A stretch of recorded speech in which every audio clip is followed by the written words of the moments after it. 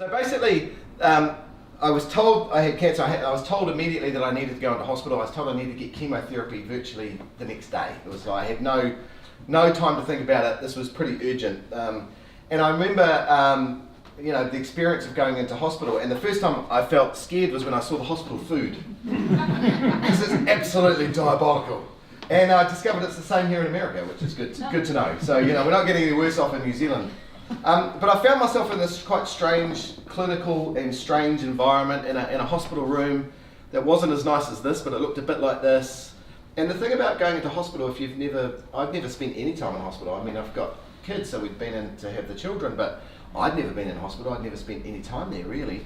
And suddenly I was in this environment that was very foreign and alien, and people were using strange words, and there's lots of sort of babble talk that I didn't understand, and there were machines that were blinking, and there was strange smells and strange noises, and I really, I said to Catherine, my wife, I'm not enjoying this having cancer thing as much as I thought I would. This is quite strange to me. I'm not liking it. I found myself retreating into the sort of the patient persona.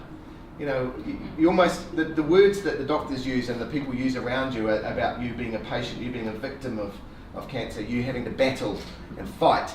And yet you kind of find yourself assuming the role of someone who's sick and shuffling around the wards and sort of feeling and dribbling in this weird kind of reality. And I really didn't like it. I said to Catherine, this is kind of playing havoc, and the idea that I'm going to have to do this for many, many months is actually quite daunting, and I'm finding it quite hard to deal with mentally.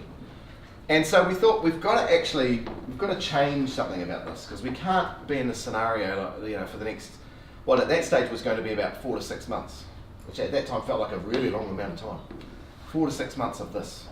And I said, well, we've got to do something different. And we came up with the idea that we needed to change the reality that we're in. Instead of the idea that we were going into hospital, because they had to go into hospital all the time for chemotherapy at weeks at a time, we came up with the idea that instead of that, we would be going on holiday.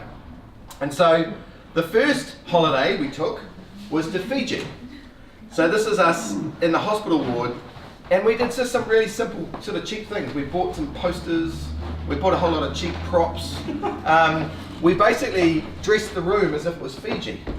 And it was really cool, and then I started to look forward to going to hospital. Next week we went to Paris, and we dressed up the room with Paris, and we made props. My sister came in and did painting classes. It was very cool, and my children, who had been really struggling with the idea that Dad had cancer, my children really got into it, and we gave them the job of coming up with a theme. They chose Mexico. They went down to the $2 shop and bought a whole lot of props and costumes, and it really just sort of changed the reality. And I was showing people that I was myself.